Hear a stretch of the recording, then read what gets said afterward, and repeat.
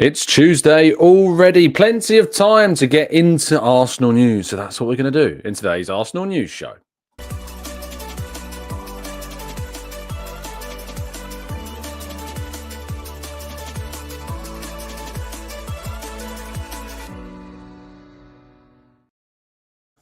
Hello and welcome to the Gooner Talk, back again with you guys and girls for another episode of what is our Arsenal News Show, joining you every single morning at 8 a.m. UK time. Thank you as always for joining me and making this a part of your morning routines. It is incredibly appreciated. I hope you've had a good week so far. Only Tuesday, of course, but that shouldn't stop you, of course, from having had a good week, hopefully already. Good morning to those joining us live in the chat box. Paul, Ronzo, Steve, Jose, Matt G, Shari, Barry T, Rowan, Jamil, Joe. We got Stevie and Maximius and Gooner76, Lars.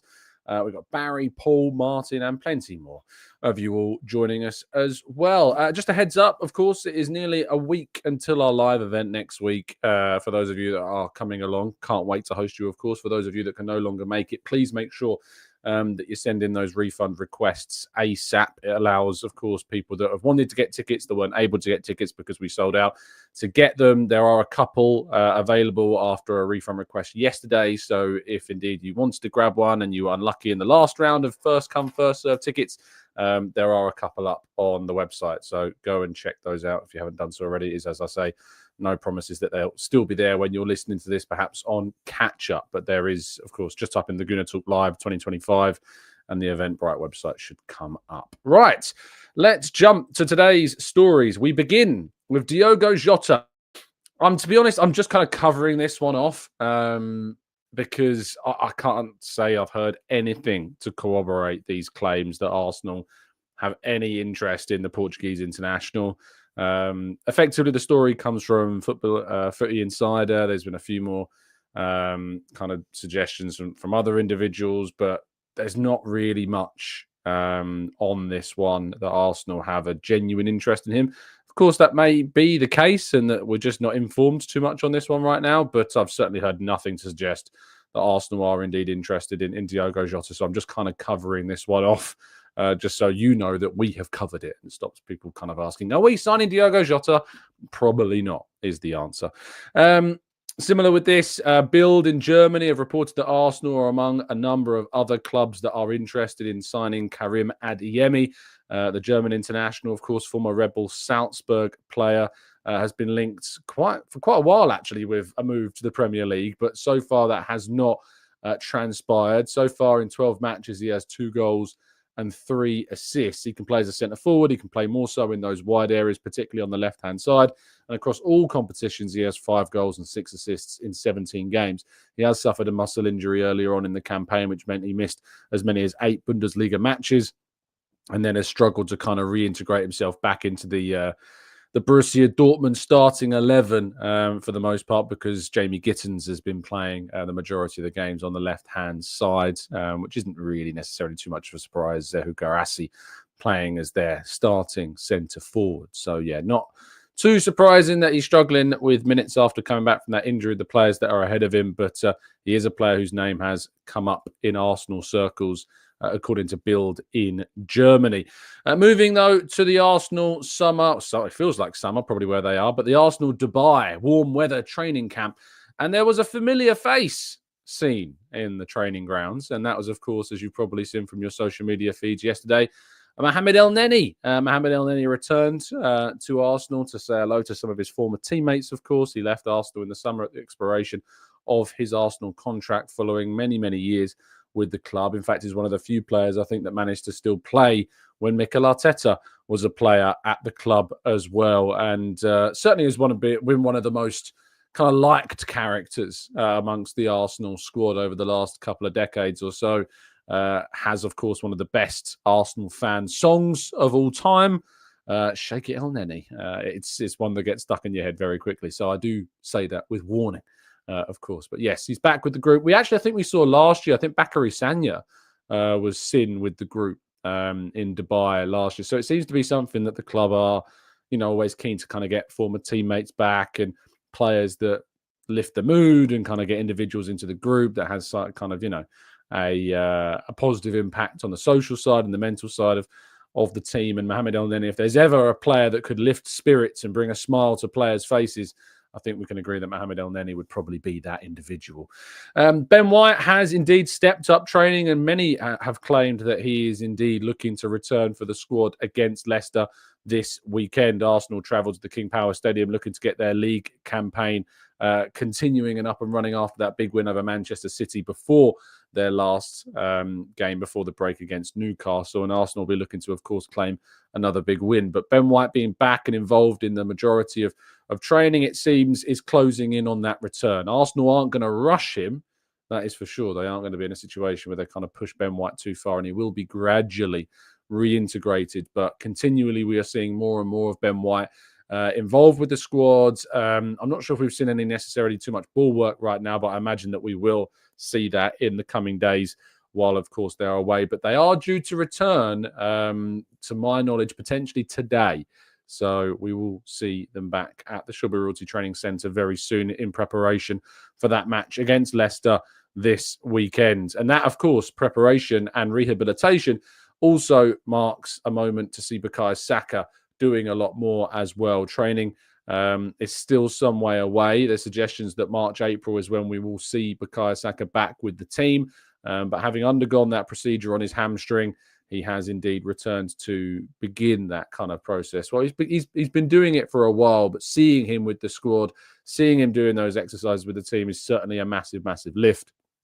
And we would certainly, I think, look to try and bring him back into the fold as soon as is feasible, but while with an element of caution at that same point, because you do not want to rush back a player that has had his problems, as Bukayo Saka has when it comes to those injuries. So seeing him back, great, definitely a lift, definitely a positive, but it's really important that Arsenal do not rush Bukayo Saka back into the fold too quickly, because to be honest, I'd rather we were more careful about him looking ahead to next season than pushing him back for an early return during this campaign. I think we need to be very grounded about Bukayo Saka, and it makes sense to absolutely do so.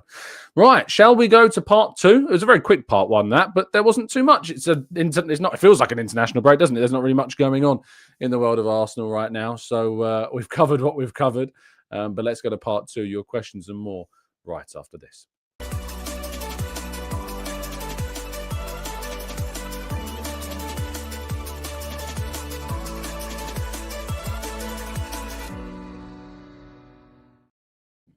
Okay, this is part two of the show. We'll be jumping into the chat box and tackling some of your questions. So if you use a capital Q, it really does help those questions stand out in the chat. So please do drop a Q in there, and we'll do our best to try and answer, tackle, and give my thoughts on as many of your questions and feelings about things as I can.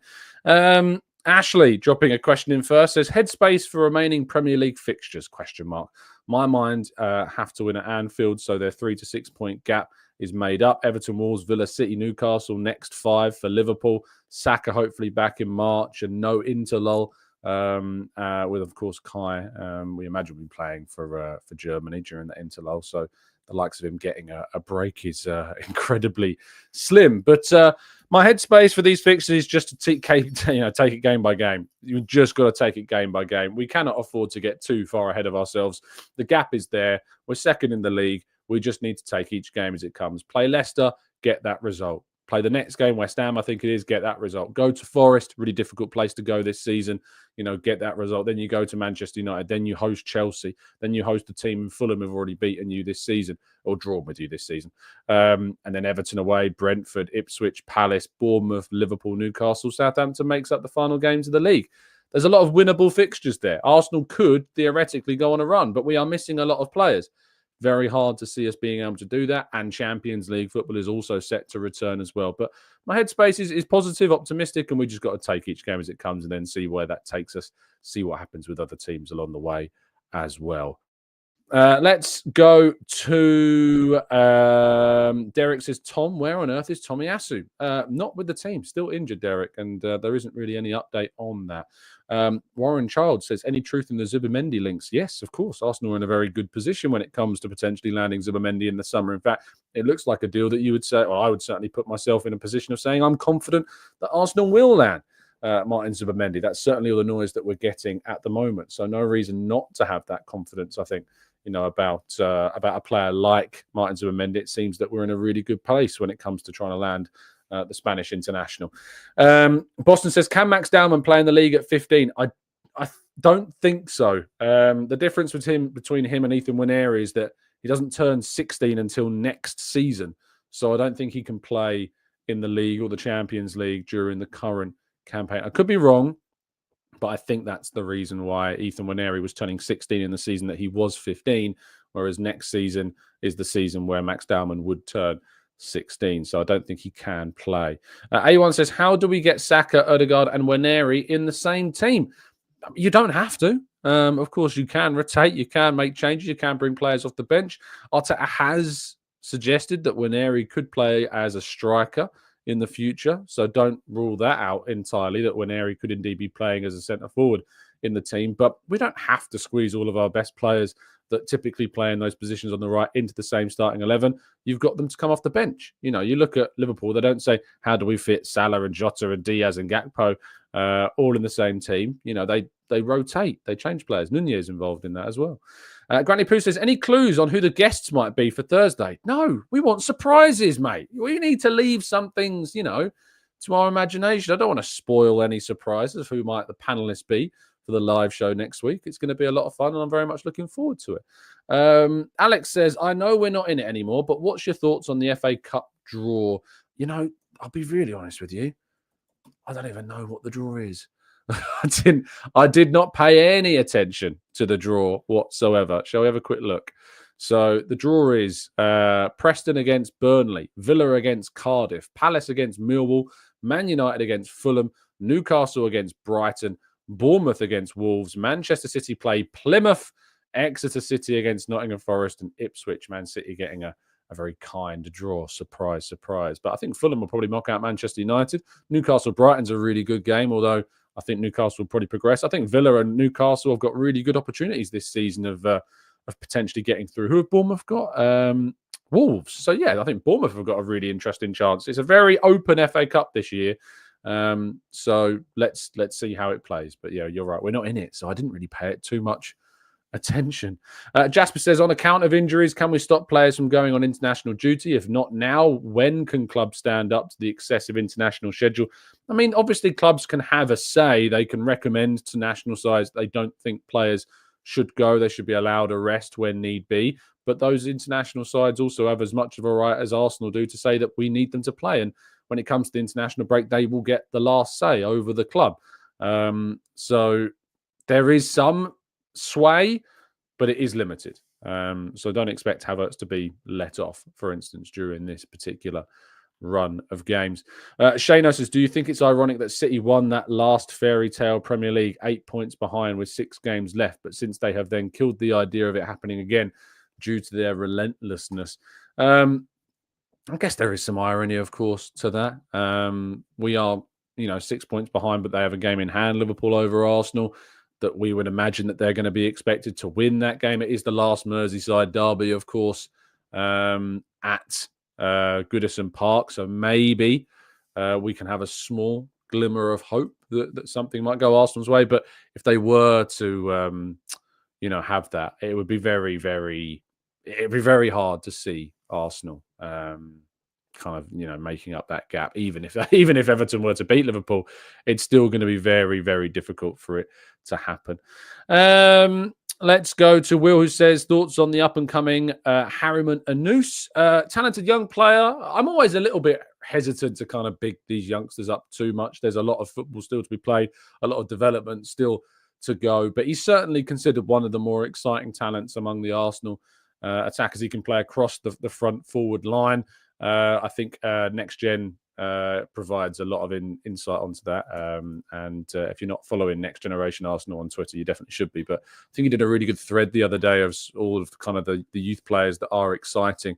Let me see if I can find what he said on Harriman Anous. He says, his natural ability means he can play a variety of positions, but Arsenal see his potential as a number 9, a player that comes alive in the box, is blending his pace and calmness to make him a sharp shooter, loves to drift in from the left and time his runs brilliantly. That's at Scouting Indoors if you want to go and follow Next Gen Arsenal's tweets. Tunde says, good morning, Tom. I want to tell all Arsenal fans that we are going to win the league and this season by 2 points ahead of Liverpool. I hope that your optimism comes true. I really, really, really hope that turns out to be the case. Chino says, Tom, rumours mentioned that a deal with Joan Garcia is done. What is the latest on that front? Well, we know that Joan Garcia is, of course, or Joan Garcia, should say, is, of course, a player that Arsenal have liked and appreciated for a long time. They weren't keen on paying the €25 million release clause in the summer in those kind of moments, but there is certainly a suggestion that he, again, will be the player that Arsenal see as their long-term competitor for David Raya. So I wouldn't be surprised at all if Arsenal do return for Joan Garcia in the summer. It's always a weird one, isn't it, for a young goalkeeper, though? You look at that and you think, is he going to be able to get enough minutes playing for Arsenal? He'd be the number 2, you'd imagine, in the cup competitions. Would he be the number 2 in the Champions League games and Raya take more Premier League games? We'd have to wait and see. But Arsenal definitely need a better number 2. You know, I know people don't like seeing us invest in goalkeepers, but you also don't really like seeing Neto, do you, start? So we need to find the balance moving forwards. Kyle says, Tom, what are the chances that Arsenal are going to appoint Jason Neto as the director? I feel like it's bound to happen. Probably 50-50. Probably either will or it won't happen. I don't know how likely it is that Jason Neto will be appointed as the full-time sporting director. He's been in that role with Edu for a long time, close to 2 years he was working with Edu, and has done a lot of work on all of the Arsenal transfers that we have raved about, of course. But I think that he will be judged primarily on that empty January transfer window, and I'm not surprised, nor am I judging of anybody that is judging him on that January window, because that was the first window where he had the lead and he failed in bringing in a solution, of course, to what problems that Arsenal had in the scenario that they found themselves. So rightfully, there is some scrutiny to be had about Eto's dealings during the January window, but there is also a lot of positives to talk about, especially when it comes to that Martin Zubimendi situation. Mark says, with price tags for Isak topping 130 million quid, how do you feel about us going for him? If instead we were to get Sesko, won't we be able to buy more players? Certainly Arsenal would have more freedom to spend in other positions if they went for Sesko instead of Isak. I mean, there's no guarantee if Arsenal even bid 130 million pounds for Isak that Newcastle would even accept it. There's no guarantees of that. They have a 3-year contract with him. They're in control. He's happy there. He would need to really push for a move, I think, to see that move happen. But yes, a very tricky one to foresee. And I'm not sure that we would necessarily see that take place. Boston says, interesting take from Pep, the most solid team in all departments in the world. Guardiola on what makes Arsenal a tough team. Speaking on Sky Sports as well. Arsenal, of course, are the most solid team in all departments in terms of across the board. They have the best defence in the world. I think we can agree that defensive-wise, Arsenal have become the best side on the planet when it comes to trying to shut teams out. Of course, we've suffered with injury issues this season that have affected things. But we've also developed a brand new talent in Miles Lewis-Skelly that's joined that back four and has not looked out of place whatsoever. We've argued about the best centre-back partnership in the best league, of course, in the world. And then one of the best defensive midfielders in Thomas Partey, of course, in the world, sitting in front of that back four with Declan Rice and then in front of them. And then attacking-wise, Arsenal last season broke their record for goals. 90 goals, of course, scored the season before. They broke that record in the season prior, 88 goals. So, yeah, you'd probably suggest there is a lot of evidence to support that point of view. They just haven't been able to translate that into trophies, which is, of course, the biggest frustration for us. Raf in the chat says, clubs should be able to sue when their players are taken off to tournaments unfit and then they're injured a long time afterwards. Tomiyasu or someone like Luke Shaw. Well, unfortunately, it's not able. What does happen is that those federations pay the wages, or at least a significant portion of the wages of those players while they are out. So while Gabriel Jesus injured his knee while playing for Brazil at the World Cup, the Brazilian federation would have been paying the wages of Gabriel Jesus, or certainly at least a portion of those wages while he was out injured. That's the way it goes. City says, Tom, with us being even shorter in attack, is it important for Arteta to give the likes of Butler Oyedeji some minutes? We might see he's currently our second attacking option off the bench. He's been great for the under-21s. I don't know. He's gone on loan a couple of times and he's not really had many impressive performances, unfortunately. If we're relying on Bukayo Adeyemi, a player that could not score any goals while on loan for, I think, was it Accrington Stanley that he went on loan to last season? Let me go a quick check on that. It'd be unfair if I get that wrong. For the 22-year-old, he last season played for, was it Cheltenham? He was on loan at Cheltenham. He played 13 League One games, didn't score any goals. So I don't know. I really don't know if that's the answer. Maybe coming off the bench for a few minutes here and there, but I don't think we can give any kind of what's the word? Reliance upon those players. Kwame says, Tom Watts, I hear we're trying to sign another goal. Well, of course we are. Why wouldn't we be trying to sign another goal? You want Neto as Arsenal's number 2 goalkeeper for the long-term future? Because with all respect to Neto, I don't. Arsenal absolutely need to try and sign another goalkeeper because we need a number 2 moving forwards, and they need to be better than what we've got. So yes, of course, Arsenal are trying to sign one. Will says, have you seen the leaked white third kit for next season? I did see an image doing the rounds. It's always frustrating. I think, we like kit leaks, and it's always an exciting time when those kits do get leaked. But I've now having known quite a few people who do work on these things, I do feel for the people, of course, that do a lot of work when it comes to these kits, and of course to the photography of them and the production of them and the design, and they get leaked. I know it happens all the time, but I've become much more aware of kind of the people that work in kind of that aspect, and it is incredibly frustrating for them that these things get leaked. You have to question who on earth is doing the leaking, how it's getting leaked and stuff. But just on the kit itself and what we have seen, it looks nice. So I'll be looking forward to getting hold of that as well. Mark says, for the summer, I'm hoping that we'll buy Sesko, Zubimendi, Garcia, and either Nico Williams or Florian Wirtz. Aside from sales, is that a good summer? Imagine if that Sesko, Zubimendi, Garcia, and Wirtz. What a summer that would be for Arsenal. That would be incredible. Joe says, how are you doing? Did you enjoy the break? I did enjoy my break. It was very much needed. I have to say, I did come back expecting maybe like the mood would have calmed a little bit without there being any football. But no, people still losing their minds, losing their heads. It was so funny. I had a conversation in our comment section yesterday. Someone claiming that Arsenal create fake social media accounts to spread their agenda. I asked, of course, for just the example of one of those accounts, to which they said, "Oh, I don't know who they are. I just know that they do it." So. Yeah, that's the level of superstition we're getting to these days, people. It's all going to hell. Cal says, Tom, with all the plaudits regarding Garcia, do you think that he'll be willing to come to be number 2? I don't think Arsenal would be pursuing this as kind of committedly as they are if he wasn't. I guess Cal is the answer to that. So they must have got some indication from the player that he would be willing to be Arsenal's competitive backup option, and probably looks to somebody like Stefan Ortega in the minutes that he's got at City as an example of how that can work for a player.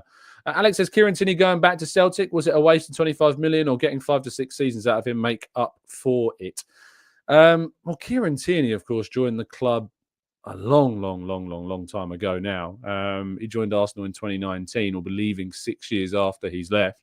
I think ultimately it was a deal that for 25 million quid, Arsenal got a good amount of football out of Kieran Tierney. He's played 129 games for Arsenal. He started, you look at his first 4 seasons, 24 games, 38 games, 25 games, 36 games. That's a lot of games in 4 seasons. So yes, I think you would say that we've got our money's worth out of the £25 million that we paid for Kieran Tierney. Let's go. Kwame says, Tom, in my opinion, it's a waste to sign another goalkeeper. No one's saying that Arsenal won't sign a centre forward if they sign a goalkeeper. I have to say, Kwame, I think you need to take a step back and try and think logically. And I'm not saying this just to you. I'm saying this to a lot of people, because so many people fall into these traps. And I don't get why. I know it's a bit of a meme. I know it's a bit of a joke, the number of goalkeepers Arsenal sign. But are we really suggesting that if Raya was to get an injury, that you'd be happy for Arsenal to have not signed a more competent goalkeeper as the number 2? Are we really saying that's what we're comfortable with? Are we also suggesting that a £20 million keeper somehow stops Arsenal from signing the striker they want. You know, our finances have been tighter than many suggested this winter, but a new summer opens up new opportunities. It frees up funds, just being a new financial year, for example. And of course, it brings around a new PSR cycle, of course, for Arsenal. So this idea that Arsenal bringing in a backup goalkeeper is going to somehow stop them from signing a striker is nuts. It's crazy. You know, come on, let's take a step back. Let's have a bit of common sense and thinking about things logically. Mark says, speaking of Tierney, he's looking pretty good in his cameos at left wing. Thoughts on him playing there with Martinelli injured? It might help make up for the loss. I think it's a substitution that we could make when we're leading in games. I think Tierney could come off the bench and play ahead of a Miles Lewis-Skelly if we're, winning a game 2-1 in the final moments of a game or leading a game by several goals. I think having Kieran Tierney to play ahead of Miles Lewis-Skelly is definitely something that we will see moving forwards.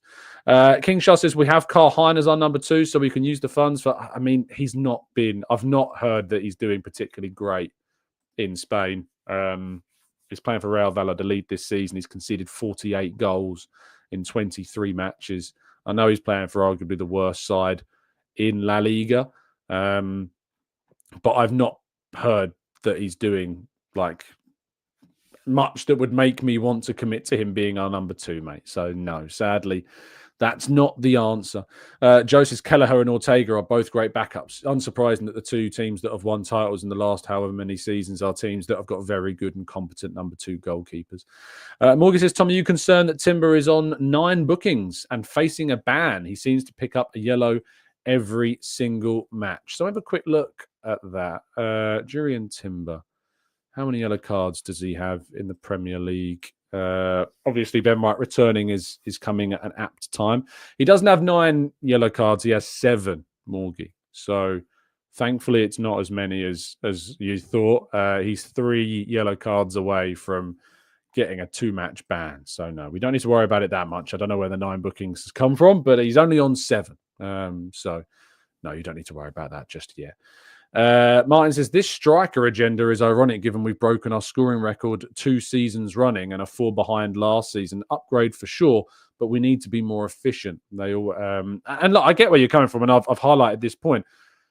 Goals in general, have not necessarily been the main issue for Arsenal. It's been about finishing opportunities in bigger moments.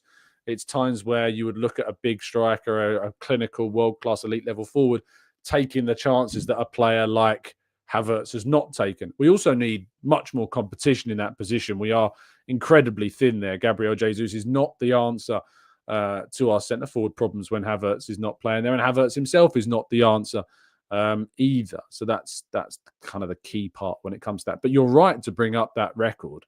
It's Arsenal in terms goals have not been the problem. It's been the clinical finishing in big moments that have really costed Arsenal at key times, and that's what you would look to an elite striker changing. It wouldn't necessarily give you 15 or even 20 more goals overall. It'd probably give you 5, maybe 10 more goals overall across the season. But those 5 to 10 goals are goals in big moments, like Odegaard's chance against Newcastle or Havertz against Newcastle in the first leg, or against Man United in the FA Cup. Trossard against Villa at the end of last season. These are moments where you would obviously get the goals that we don't quite have in those really clutch times of a season. So, Arsenal have had, this is why when people turn around, I was on with Deluded Gooner yesterday and with Sophie as well on the hybrid squad, and there was conversations about the striker position. Arsenal have had a 30-goal a season striker before. Pierre-Emerick Aubameyang was that striker that Arsenal had. Goal scoring from an elite level forward was not the issue with Arsenal. Our issues was, of course, defensively. We were conceding far too many goals, and we had to address that. So when people turn to me and suggest, would you swap Saliba for Alexander Isak? Absolutely not. Not a chance in hell would I do that, because Saliba would be and is more important to us than what Alexander Isak would be to us.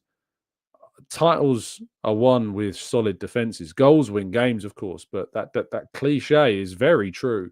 And if you could tell me that Saliba would sign a new deal and would be committed for the rest of his career with Arsenal, I'd rather have Saliba for the rest of his career than Isak for the rest of his career with Arsenal. without question. I would rather have Saliba for the rest of his time with Arsenal than I would Isak. Mark says we pass around a lot instead of sometimes taking a chance, and that's another part. I think we do need to be something of a bit more risk friendly, and less risk averse, because I think we do need to take more chances. And Mark says, I think the problem includes the fact that our strikers take fewer shots than other Premier League teams, fewer chances taken, therefore fewer goals. We are very patient in how we build up. Joseph Kwame, I hope so, in response to Aubameyang saying we're so clinical, but we haven't replaced him. And do you think that we'll sign a striker this summer? And Joe says, I hope so. I hope we don't go for Isak all summer and miss out on him and Sesko, since he then signs for Chelsea. I can see it now, and I hope that I'm wrong. It's very, you could see that happening, could you? You could see Arsenal wasting a lot of time trying to sign a player, and then the alternative that's arguably more gettable and was more gettable from the start goes somewhere else. So, yeah, we need to wait that. JJ says titles are not won with solid defences. We would be champions if so. Yes, because Man City and Liverpool definitely didn't have solid defences when they won the league. They had leaky defences that shipped loads and loads and loads of goals. Mark says Zubimendi is coming this summer, and Jorginho is leaving. Would you sign Partey for a 1 year? I feel like I've answered this question a million times. No, I wouldn't. I wouldn't sign Partey up to an extension. I think the time to move Partey on is this summer, and that's where I sit on that one.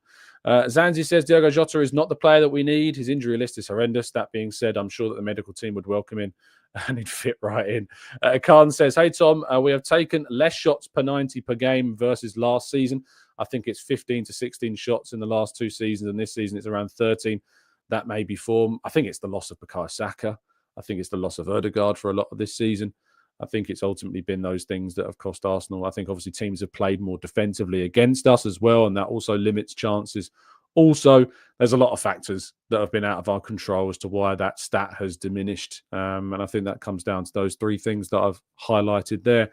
Ashmal says, I don't see us getting Isak in the summer. We would end up getting Sesko instead.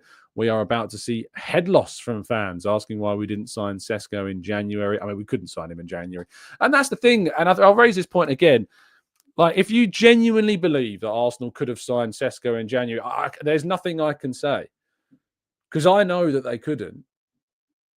But that isn't enough. It's never going to be enough for everybody. Arsenal could not sign Sesko in January. And trust me, there was attempts made. But RB Leipzig said no. Sesko is happy to stay until the summer. And they put a price tag on his head for this winter that was well beyond anything Arsenal could ever pay based upon what we know about their finances. So, no, sadly not. We couldn't sign Sesko. No matter how much some people may believe it, no, sadly, we could not. Perry says, hey, Tom, would you be open to selling Miles Lewis? No, I'm not open to selling them at all. What's going on? Jamsey says, is there a fear that bringing a goal scorer that we become too dependent on could lead to what we have had with Aubameyang? When he doesn't score, we generally don't tend to score goals, or at least we struggle. Yeah, very, very possibly. And that is something that if Arsenal do land a top centre forward, what we're looking to do is still maintain goals from other areas of the field. The thing about Manchester City, Erling Haaland's arrival, yes, sparked their most successful season. But when the goals have somewhat been a struggle for him this year, and the absence of Rodri on top of that, Man City have fallen away. And that's been a big thing. They've still been in contention to a degree, but they've lacked goals this season, and lacking Rodri as well has been a massive, massive problem as well. So Nicholas says, people that disagree should go back and look at how many goals every Premier League champion has conceded for the last 30 years. Spoiler, it's not a lot, indeed. Pokemon Ghostbusters says, Tom, what makes you think we will anything with this man? We will what? What? Type it again. I'm not sure what you're asking. Stephen says, you can't win the Premier League if you allow more than a goal a game. Defences are the foundation for every single champion. Exactly. Martin says, just a quick one. Does Odegaard's appearance worry you? I think he looks ill. Very haggard and drawn, maybe due to the newborn, but he looks like he needs a good feed up. You're not the first person that said that. I was listening to the Arscast, and Andrew and James were talking about how thin Odegaard looks. Now, as they point out, it might just be that he's leaner. It might just be as a result of the injury that he suffered with his ankle injury, and therefore they want to have less load. But yeah, there is an argument that he's been a bit thin and he hasn't had that same bulk that he's had in previous seasons that's enabled him to be, more impactful and stronger on the ball. But maybe that will change. But I agree, Martin. I have noticed that. Bukayo Saka says, Tom, what makes you think we will win anything with this manager? The way in which we've progressed as a team, the way in which we have changed and turned around so much about what we do, the progression every single year, the improvement, the records that we break, the way in which we have got such a good record against teams. Our 5-1 win against Manchester City the other day is plenty of evidence of that. But we need a bit of fortune to go our way, as do any side that win anything, and we just haven't had that luck, sadly. Not this season. It's been an absolutely exhausting campaign from our point of view. But as I've said, and I maintain, my position very much remains that Arteta has to deliver a title during this contract for me to justify another one. I don't think that it's justifiable to extend his deal again unless he delivers a Premier League title or a Champions League title. I think that's probably fair. I think he would have then taken us as far as he can. But right now, I personally have seen plenty enough to make me feel that, yes, we absolutely can win trophies under Arteta. Perry says, I said, agree, Tom, we won't sell Marcelo Scully, but what would be a tempting offer? Zero. There is no offer that would tempt me into selling either of them. There really, really isn't. Frank says he started the season super fit and ready. Low body fat percentage is not why Odegaard doesn't play the ball or shoot earlier. He just needs to improve that side of his game. Super says titles have been won with both defensive coaches like Mourinho and attacking coaches like Wenger. However, both were able to strike the right balance. I mean, Wenger won titles, of course, with brilliant attacks, but do not discount the defenses that Wenger had when he won those titles from the days of Adams and Bold, of course, but also moving ahead to the likes of Martin Keown and then into Sol Campbell and Kolo Touré. You can't discount the ability of those players during those years. They were really important. Of course, midfielders like Vieira and Petit and Gilberto Silva that were massive for Arsenal as well. So yes, of course, we had great goal scorers, but having those defenses, the defense is always going to be the most important thing. Balance is definitely there, needs to be there. But for a team to win a title, no team has won a title that hasn't had a very, very, very good defensive record, period. I mean, I'd be curious to kind of have a look back over the league seasons and just have a look at kind of the teams that have won the league. Last season, Manchester City conceded 34 goals. And obviously only Arsenal conceded less across that entire campaign. The season before that, 22-23, Man City conceded 33 goals, which was the joint least of any team during that season. 21-22, Man City conceded 26 goals. Again, the joint least number of goals conceded across the entire season. In 2021, they conceded 32 goals, which was, again, the least number of goals conceded by any team in the league. 2019-20, Liverpool conceded 33 goals, the least amount of goals conceded by any team. A season, of course, that saw Manchester City score 102 goals to Liverpool's 85. But who won the league? The team that conceded fewer across the entire campaign. So, yes, titles are won more predominantly by the team that have the best defensive record in the league.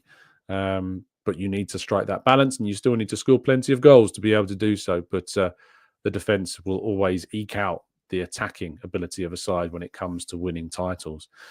Mark says, if Sesko comes into the team, how would you use Havertz and or Odegaard to make best use of them? I mean, Havertz would immediately, I think, drop to the bench. You'd use him off the bench. You'd use him in rotation. You'd use him when players are injured and out and ill. I think that's the way that we would balance things. Sesko would definitely be the player that we look to invest more time in from the start if you're investing that huge amount of money. Guy Speller says, do you think that we should move the away fans to the upper top corner of the stadium? I don't think we can. I think there are health and safety reasons as to why Arsenal's stadium cannot accommodate away fans in the upper tier. It's why there was a bit of an issue when it came to the FA Cup game against Man United. There's some legislation, some health and safety protocols that prevent Arsenal from doing that. Newcastle don't have that. And so they can, of course, have those away fans in the upper tier. Arsenal, I think there's things that stop us from doing that. NSW says, Tom, I think that there's a misunderstanding of the point. Let's say your defense is impregnable. You would draw a load of games if your forwards don't score, hence why a balance. Yeah, you need a balance of the two. I think I said that, did I not? I said you need a balance, but the defense is always more important. And that's why the team that concedes the fewest goals is far more frequent than the team that scores the most goals. Teams that score the most goals in the Premier League have not won the league more so than the teams that have conceded the fewest. You will see that the team that win the league more so than often are the team that have conceded the fewest goals, but that's not always the case in terms of when it comes to the team that have scored the most goals. And I think that last example I used when I said that Manchester City finished second, scoring 102 goals but conceded 35, compared to Liverpool, who scored 85 goals but conceded 33. And I think that goes to show. So yes, you need a balance, but the defence is definitely the area that is the more key when it comes to. I mean, just look at Tottenham, the way in which Ange Postecoglou approach things. They can score plenty of goals, but they concede for fun. So yeah, the defence is always going to be more important. But again, it's this binary way people look at things. I say that the defence is more important, and people interpret that as me saying that the attack isn't important. So. Pancakes and waffles. You've heard this analogy before. You know how it goes. Martin says we would have been as good if they hadn't inherited a defence that he did. Personally, I don't think so. Wenger, in my opinion, was the best Arsenal manager of all time. Oh, well, yeah, without a doubt. Without question. Martin says he wouldn't have been as good if he didn't inherit, but he did inherit it. Like he did. I mean, what's that to say? He also moved on from that defence and built a brand new one, developing Ashley Cole, bringing in Sol Campbell, signing a very young, raw Kolo Toure, and bringing in a player in Lauren, and built a defence that then became so good that it won the league without losing a single game. So, yeah, sure. He wouldn't have been as good if he didn't inherit the team that he inherited. Sure. That's a fair point. But it doesn't mean that he's still not the greatest Premier League, or not even Premier League, the greatest Arsenal manager of all time. He absolutely is. I don't think it's even a debate, to be honest. You know, George Graham won some great things with us, but Arsene Wenger not only inherited a great team, but he built a brand new one and went to even higher heights with it than the team that he inherited on top of that as well. Plus, managers have inherited great teams. Doesn't mean they've necessarily done much with them, you know. So just because you inherit something great doesn't mean that you're suddenly entitled to it. The amount of times you see the absolute idiots turning around saying, oh, but Arteta won his FA Cup with Emery's team, as if that's some kind of win for the critics. If anything, he won an FA Cup with a team that was cracked and broken and insufficient. That's credit to Arteta. That's not credit to a team built by somebody else. He took that team that was nowhere close to winning a title. I mean, we had one of the most embarrassing cup finals of all time when we lost to Chelsea in the Europa League final with that team under that coach. He took that team that was broken and fractured, had players that he had, let's be honest, not much interest in really taking on for the long term, beat Manchester City in a semi-final, and then beat Chelsea in the final. So, yeah, always a bit of a strange one when you see people turn around and say, oh, Arteta won the FA Cup, and it wasn't even with his team. Because, if anything, that's more impressive. So I don't really quite understand when people use that as some kind of stick to beat him with. Ondeville says, who would be your ideal number 10? Ødegaard still. Ødegaard, when he's on form, is without a doubt the number 10 that I want to see Arsenal have. Ødegaard, when he's in his form, is the number 10 that Arsenal need and can win titles with. Sadly, this season, we've just not seen that Ødegaard. But when we see that Ødegaard, he's pretty much unplayable at times. But this season, he's really suffered for a lot of reasons, out of his control mainly. Top Dog says he is responsible for all of that, and we currently are. Why? We have a new stadium and an income from it. I get the apathy for the end of Arsene Wenger's tenure with Arsenal. He absolutely should have left sooner. I have no issue in saying that. He should have left the club sooner. And didn't. And that definitely was something of a stain on his record with the club. But people who then allow that to overshadow his achievements with Arsenal are just very sensitive. And ultimately, what he achieved with Arsenal and where he took Arsenal and what he brought to Arsenal was amazing and gave fans some of the best, if not the best, periods of their life watching Arsenal. So And then you kind of get into this kind of like George Graham aspect of it, and people think that you have to pick one or the other. You don't. You can appreciate both managers for what they've done. You can go all the way back to close to 100 years ago when Herbert Chapman, of course, was intent on making Arsenal the best team in the world, and that was his aim. And you can look at the manager of Herbert Chapman and go, he could be the best based upon what he'd done for the club in such an early stage in its grand history of what it did. But it doesn't mean that just because you think one's the best, that you don't think the others are and were really good. It's a strange world people live in where they feel like it has to be one or the other. I don't know why people live in such binary fashion. It's really odd behaviour. Carl, Mrs. Tom, do you think that we still think we'll have signed Martin Zubimendi? I was asked this earlier on. Yeah, I'm confident on Zubimendi. I think it's looking positive. I meant, who would you give the number 10? Oh, well, that's a different question. I wouldn't give it to anyone at the moment. I think Elneny could get it one day, but he's got to earn it. I don't think there's a signing we would make that I would give that number 10 shirt to. So nobody right now. I wouldn't give it to anybody. Martin says, to be fair, Wenger only signed one decent central defender. What? Some fans, the central defenders he signed were terrible. Just, I don't know where you're going with this, Martin. I don't really get it. It's strange. If you're saying that he only signed one decent central defender, he brought through Cole, he signed Lauren, he signed Sol Campbell, he signed Toure, and with those players went invincible. I don't really see where the criticism is. I don't really see, Martin, where you're going. I don't know if you've got a bit of an issue with Wenger, but I don't really quite get it. Amaru Gooner says, Tom, when someone says a person is the best, they're going to be disagreements and opinions. Oh, yeah, without a doubt, there's going to be disagreement. I just don't get why it's kind of like has to be one or the other with so many people. And, why your liking of one thing means that you must not like another thing. It's strange.